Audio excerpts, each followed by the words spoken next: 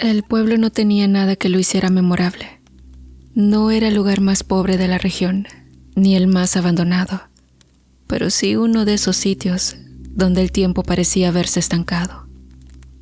Las calles de tierra se convertían en ríos de lodo con las primeras lluvias. Los postes de luz amenazaban con caerse con cada ventarrón, y la mayoría de las casas, de ladrillo visto y techos de lámina, tenían puertas que nunca se cerraban con llave. No hacía falta. Todos se conocían, y todos sabían que, tarde o temprano, la vida aquí seguía el mismo guión de siempre.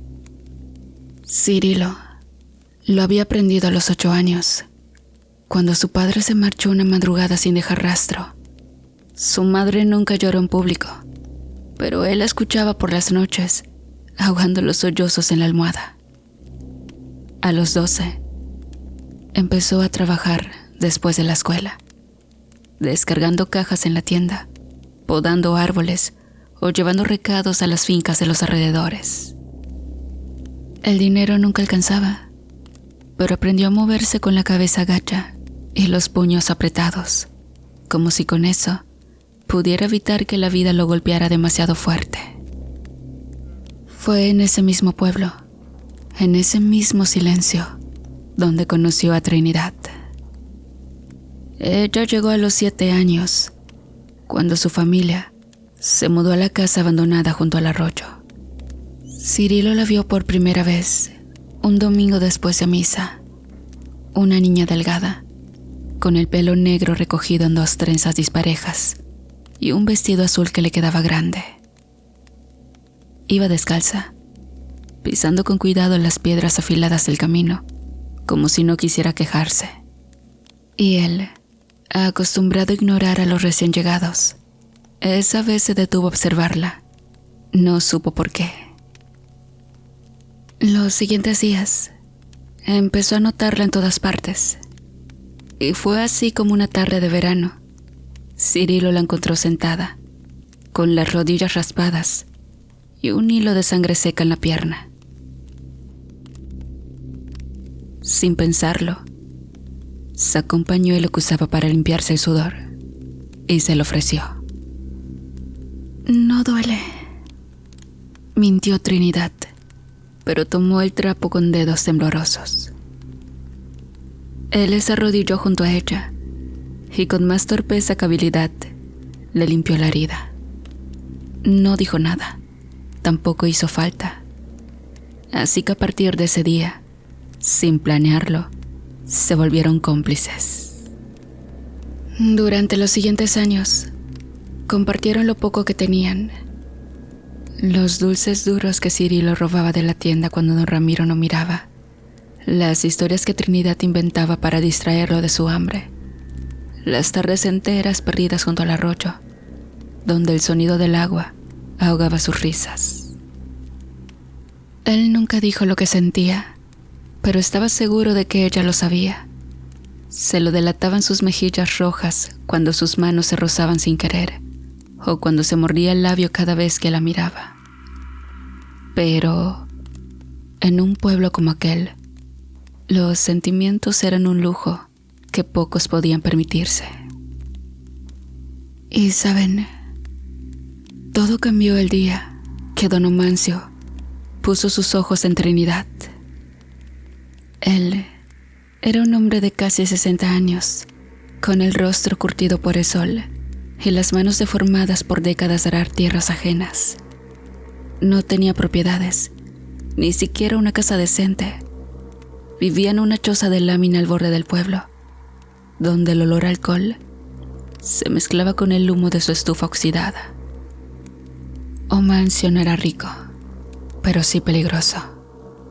La gente lo toleraba porque era fuerte como un toro y trabajaba cuando el alcohol se lo permitía, pero también le tenían miedo.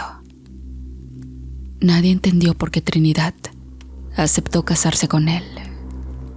Cirilo lo había odiado desde niño, desde la vez que lo vio azotar a un perro por ladrarle. Pero el odio no servía de nada contra un hombre como ese. Y bueno, habían pasado 6 meses desde que Trinidad se fue con Omancio y el pueblo ya no la reconocía. Cirilo la veía a veces, cuando Omancio la dejaba salir a comprar tortillas o a lavar ropa en el arroyo. Ya no llevaba vestidos amarillos, ni reía al sol. Ahora usaba ropa oscura, holgada, que le colgaba del cuerpo como si hubiera enfermado.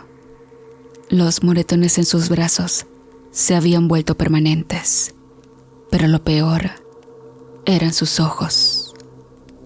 Antes brillaban, ahora solo miraban el suelo, perdidos, reflejando una profunda tristeza. El evento que lo cambió todo ocurrió un jueves de mercado. Cirilo estaba ayudando a descargar unos sacos de maíz cuando escuchó los gritos. Omancio arrastraba a Trinidad por el brazo, escupiendo insultos que hacían que hasta los borrachos de la cantina sintieran pena ajena. Ella tropezaba, intentando mantenerse en pie, pero él la sacudía como un muñeco de trapo. ¿Cuánto te costó el pinche jabón? ¿Cuánto? Trinidad murmuró algo, demasiado bajo para escuchar. La respuesta le valió una bofetada que la tiró al suelo. La gente siguió caminando. El tendero fingió no ver. Una mujer se apresuró a meter a sus hijos a la casa. Y entonces, Omancio hizo algo nuevo. Se arrodilló junto a Trinidad, le agarró la cara con una mano y con la otra sacó el cuchillo que siempre llevaba en el cinturón. «Voy a marcarte», le dijo, con una calma que le heló la sangre a Cirilo. «Así todos sabrán que eres mía». Fue el grito de Trinidad lo que rompió el hechizo.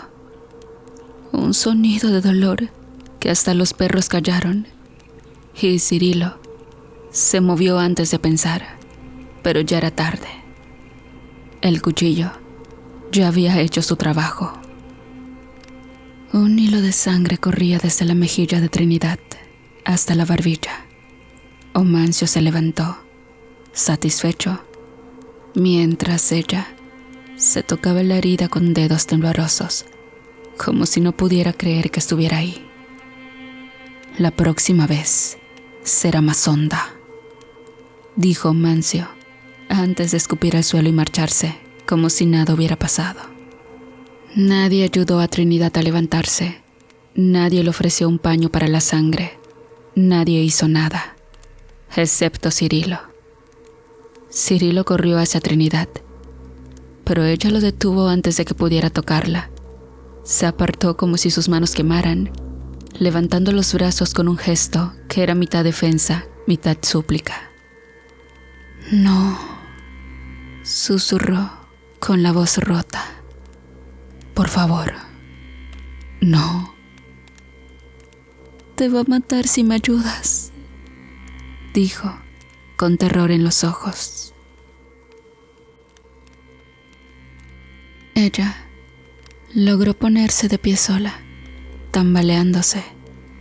Le temblaban las piernas, pero caminó hacia la casa de Omancio sin mirar atrás, limpiándose la sangre con la manga, mientras la gente seguía fingiendo no ver nada. Cirilo no la siguió. Se quedó allí, con los puños apretados, mirando cómo la figura de Trinidad se hacía más pequeña hasta desaparecer tras la curva del camino. Y esa noche, Cirilo hizo algo estúpido. Fue directamente a la choza de Omancio. No llevaba armas, no tenía plan, solo la imagen de Trinidad sangrando en el suelo y una rabia que le quemaba el pecho. Omancio estaba en la puerta con una garrafa de alcohol de caña en la mano, como si supiera que vendría. «El niño», dijo, escupiendo al suelo. «¿Viniste a llorar por lo que es mío?» Y Cirilo no contestó. Se lanzó hacia él como un perro rabioso. Fue una pelea corta. Omancio tenía 30 años más pero también tenía la fuerza de quien ha pasado la vida golpeando cosas y personas. Esquivó el primer golpe de Cirilo, con la facilidad con que se esquiva a un mosquito, y le hundió el puño en el estómago. Cirilo cayó de rodillas, tosiendo bilis. «Ni para los madrazos sirves», dijo Mancio, antes de patearlo en las costillas. Cirilo sintió algo romperse dentro de él. Mancio lo pateó una y otra vez, hasta que el dolor se convirtió en algo ajeno, como si le estuviera pasando a otra persona. «Si vuelves a acercarte a ella, te mato», dijo Mancio, agachándose para escupirle en la cara, antes de dar media vuelta y entrar a su casa. Cirilo se quedó tirado en el polvo, escuchando cómo la puerta se cerraba. Escuchó también, muy débil, el sonido de Trinidad llorando adentro. Tardó horas en arrastrarse de vuelta a su casa, pero mientras lo hacía, maquinaba su próximo plan. Pasaron los días mientras el chico se recuperaba y con paciencia esperaba hasta que llegó el día. La luna estaba roja esa noche. Cirilo lo sabía porque los viejos del pueblo siempre decían que era mala señal, que en las noches de luna roja, las cosas que no pertenecían al mundo terrenal a veces se asomaban a mirar, y eso no le importó. Fue al lugar que le había dicho un vagabundo años atrás, un claro en el bosque donde nadie sabía por qué, pero habían encontrado varios cadáveres a lo largo del tiempo. «Quiero que ella lo deje», dijo en voz alta, y su voz sonó ronca, como si llevara años sin usarla. «Quiero que abra los ojos, del resto me encargo yo». El viento dejó de soplar de golpe. «¿Eso es todo?». La voz vino de todas partes y de ninguna. Era áspera, pero había algo burlón en ella, como si quien la emitía estuviera a punto de reírse. Cirilo giró sobre sí mismo, pero no había nadie, solo la luna, roja, como una herida abierta en el cielo. «Sí», dijo, apretando los puños. «Eso es todo lo que pido». «Qué curioso», dijo la voz. «La mayoría pide riquezas, o poder, o venganza. ¿Tú solo quieres que una mujer te mire? No es cualquier mujer». «Claro que no». La voz sonó divertida. «Nunca lo son». Una sombra se despegó del tronco más cercano. No tenía forma definida al principio, solo un par de ojos amarillos que brillaban en la oscuridad. Luego se estiró, como un gato desesperazándose, y tomó la forma de un hombre alto y delgado, con una sonrisa que mostraba demasiados dientes. «¿Y qué me das a cambio?», preguntó el demonio, inclinándose hacia Cirilo, como si examinara un insecto interesante. «Lo que sea». El demonio rió. Era un sonido que hacía que los dientes de Cirilo vibraran. «Eso dicen todos, hasta que llega el momento de pagar. No soy como los demás.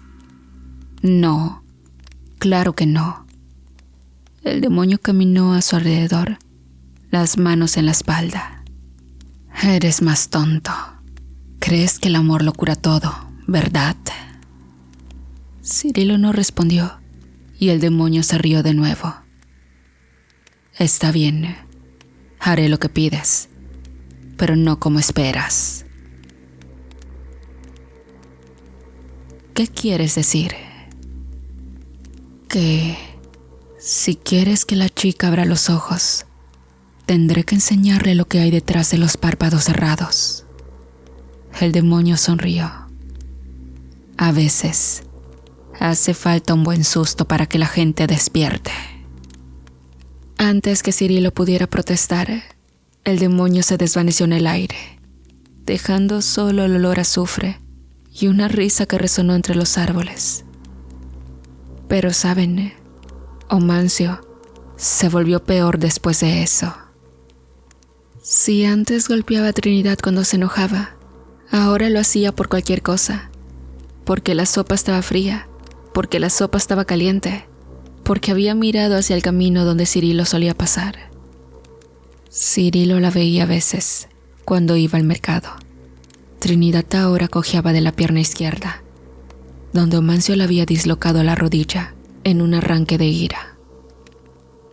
Tenía los brazos llenos de moretones y una cicatriz nueva junto a la boca, pero lo peor era que ya ni siquiera lloraba, solo se quedaba quieta, como si ya no hubiera nada dentro de ella que valiera la pena proteger. El demonio, mientras tanto, no se iba. A veces tomaba la forma de un gato negro que se sentaba en la ventana de Cirilo por las noches, riéndose de él en voz baja. Otras veces, era una serpiente que se enroscaba alrededor de su tobillo mientras trabajaba, susurrando cosas que hacían que el sudor le corriera por la espalda. «Mírala», decía el demonio, cuando Trinidad pasaba por la calle con la cabeza gacha. «Ni siquiera te ve. ¿De verdad crees que vale la pena?» «Cállate», murmuraba Cirilo, apretando los dientes. «Podría ayudarte, ¿sabes?» El demonio se transformaba en un perro flaco, siguiéndola a todas partes. «Podría ser que te amara. Solo tendrías que pedirlo». No quiero que me ame porque tú lo ordenes». El demonio se reía entonces, un sonido que resonaba dentro del cráneo de Cirilo como un martillo. «Qué gracioso eres. ¿Crees que hay diferencia?» Cirilo lo ignoraba, pero el demonio no se iba. Siempre estaba allí, en los bordes de su visión, recordándole lo inútil que era todo. Y mientras tanto, Omancio seguía golpeando a Trinidad, cada vez con más saña, como si algo lo obligara a mostrarle exactamente qué era el mundo. Como si el demonio hubiera decidido que, para que Trinidad abriera los ojos, primero tenía que rompérselos. La primera vez que Trinidad buscó a Cirilo fue después de una paliza particularmente brutal. Cirilo casi no la reconoció cuando la vio. Trinidad estaba encogida contra la pared, abrazándose a sí misma, como si intentara evitar que algo se le saliera del pecho. Llevaba un rebozo cubriéndole la cabeza, pero no podía ocultar el moretón que le cubría medio rostro. «No deberías estar aquí», dijo Cirilo, mirando alrededor por si alguien los veía. «Lo sé», respondió Trinidad, y entonces rompió a llorar. No fueron lágrimas silenciosas, fue un llanto desgarrador, el de alguien que ya no podía contenerlo. Se derrumbó contra él, temblando, y Cirilo, después de un momento de duda, la envolvió en sus brazos. «No puedo más», murmuró Trinidad contra su pecho.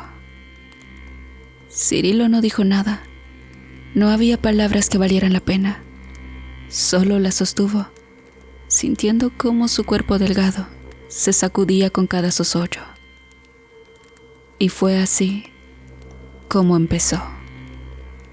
Los encuentros secretos se volvieron más frecuentes. Trinidad encontraba momentos en los que Omancio no estaba. Cuando se iba a trabajar en las tierras del patrón, cuando se emborrachaba hasta quedar inconsciente en la cantina, cuando simplemente parecía olvidarse de que ella existía. Se encontraban en lugares secretos, detrás de la iglesia, en el viejo granero abandonado, a veces incluso entre los árboles junto al arroyo, como cuando eran niños. Al principio, solo hablaban. Trinidad le contaba de los días interminables, del miedo constante, de cómo Mancio parecía volverse más violento cada semana. Cirilo la escuchaba, apretando los puños hasta que le dolían, pero manteniendo la voz calmada para ella. Luego empezaron los toques. Una mano que buscaba consuelo con la suya, una cabeza que se apoyaba en su hombro, un abrazo que duraba más de lo necesario. Y entonces, una tarde calurosa en el granero, Trinidad lo besó. Fue un beso desesperado, lleno de lágrimas y culpa, pero también de algo que Cirilo no había sentido nunca antes: la certeza de que, por un momento, Trinidad lo había elegido a él. Y el demonio no aprobaba. «Qué patético», dijo una noche, tomando la forma de un gato negro que paseaba por la ventana de Cirilo. «¿Crees que esto significa algo?» «Cállate», murmuró Cirilo, mirando hacia la puerta por si alguien lo escuchaba hablar solo. «Ella volverá con él», continuó el demonio, lamiéndose una pata con gesto indiferente. «Siempre lo hacen. Las mujeres como ella no saben vivir sin alguien que les diga qué hacer. No conoces a Trinidad». El gato rió, un sonido extrañamente humano. «La conozco mejor que tú. Conozco a todas las Trinidad del mundo». Cirilo intentó ignorarlo, pero el demonio no se callaba. Aparecían las formas más inesperadas. Un cuerpo que graznaba cuando Trinidad se desmoronaba demasiado en llegar. Una serpiente susurrándole que ella no vendría. Pero Trinidad seguía llegando. Y el precio del pacto se hizo evidente pronto. Cada vez que Cirilo y Trinidad se encontraban, la violencia de Omancio parecía intensificarse. Y una tarde, Trinidad llegó al granero con el brazo derecho, con una venda hecha de trapos. «Esta vez no me dejé», le contesté, «y este es el resultado», dijo la chica. Cirilo la miró sorprendido. «¿Por qué le contestaste si tú no lo haces nunca?», preguntó el chico. «Porque estaba harta», dijo Trinidad, y había algo nuevo en su voz, algo que no había escuchado en años. El demonio, que había tomado la forma de un escorpión en la pared del granero, rió burlonamente. Cirilo lo ignoró, porque en ese momento, mientras la chica lloraba en sus brazos, sintió algo que no había sentido en mucho tiempo: esperanza. Pero el demonio tenía razón en una cosa. Una noche, después de semanas de encuentros secretos, de besos robados y promesas de amor, Trinidad no llegó al lugar donde habían quedado. Cirilo esperó horas, hasta que la luna estuvo alta en el cielo, y finalmente se arriesgó a acercarse a la choza de Omancio. A través de las rendijas de las tablas, los vio. Trinidad estaba sentada en el suelo, con la cabeza apoyada en el regazo de Omancio, mientras él le acariciaba el pelo con una mano y con la otra sostenía una botella. «Lo siento», oyó Cirilo que decía Trinidad. «No volverá a pasar».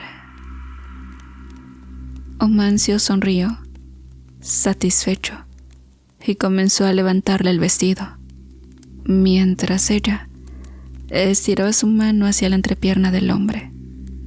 Cirilo se alejó en silencio. El demonio lo esperaba en el camino a casa, esta vez en forma de un perro flaco y sarnoso. Te lo dije, dijo, caminando a su lado. Al final, siempre eligen lo que conocen.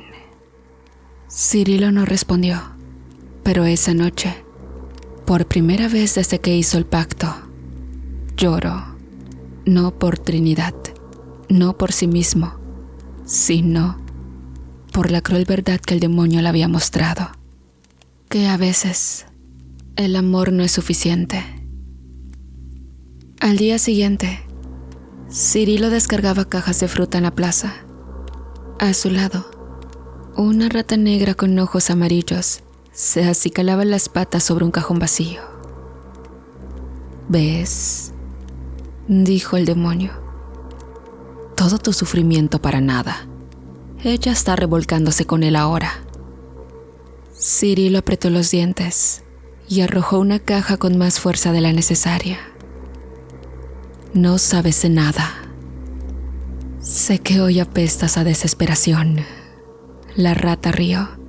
Y sé que cuando mueras, tu alma será mía. Pequeño consuelo, considerando que ni siquiera... El demonio cayó de golpe.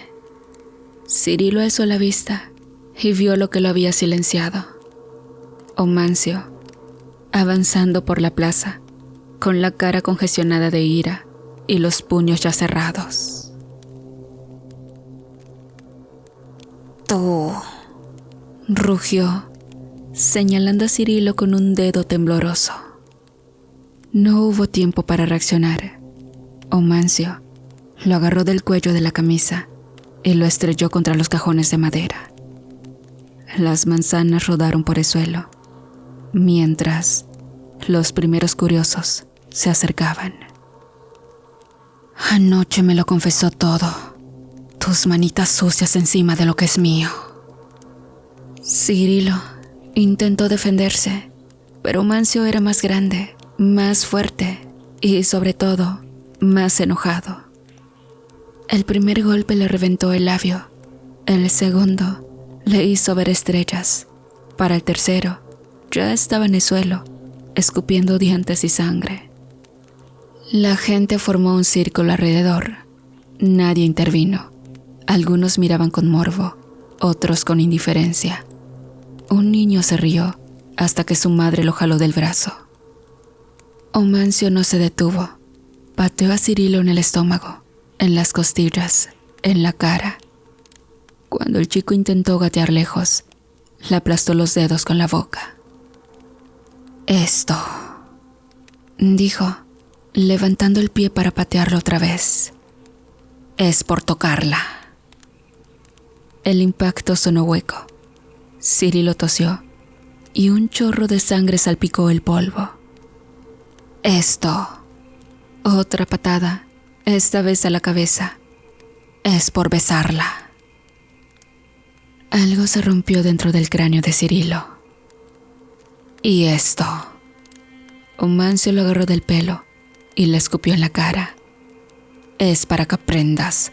Jamás te metas con mi mujer. Cirilo intentó decir algo, pero solo salió un burbujeo rojo de su boca.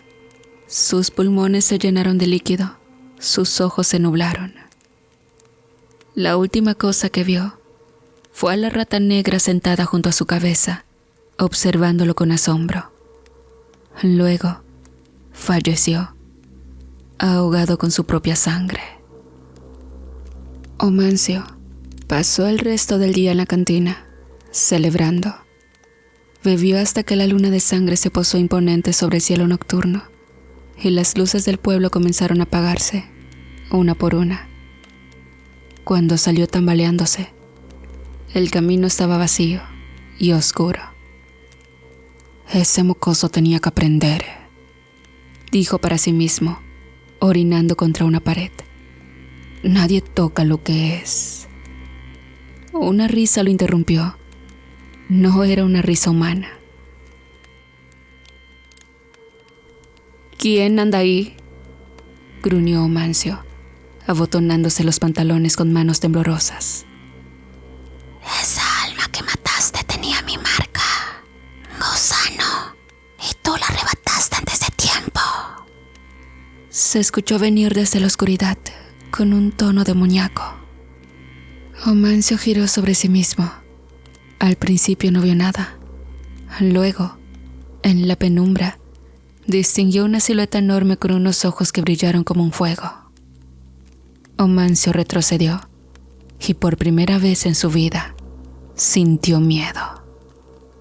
«No sé de qué hablas, pinche animal», respondió, pero su voz sonó débil, incluso para sus propios oídos, y el demonio rió de nuevo. Claro que no. Los brutos como tú nunca entienden, pero no importa. Entre las sombras salió un toro enorme, con un par de cuernos que acababan en puntas y un humo nauseabundo brotando de sus fosas nasales. Omancio intentó correr, pero fue inútil. El demonio lo embistió, clavándole los cuernos en el estómago con un sonido húmedo y crujiente. Lo levantó en el aire como si no pesara nada y lo sacudió, desgarrando carne y vísceras. La primera embestida le destrozó el pecho, la segunda le arrancó un brazo. Para la quinta, ya no quedaba mucho que reconocer como humano. El demonio dejó caer lo que quedaba de Omancio en un charco de sangre y barro. Luego, con un bufido de satisfacción, se lamió los cuernos y desapareció en la noche. En el pueblo, nadie supo cómo murió Omancio. Solo encontraron su cuerpo al amanecer, tirado junto al camino, como si un tren lo hubiera arrollado. Nadie lloró por él. A Cirilo lo enterraron 2 días después. Solo fueron su madre, un primo y el sepulturero. Trinidad no asistió. Dicen que se fue del pueblo días más tarde, sin decir adiós. Nadie sabe a dónde.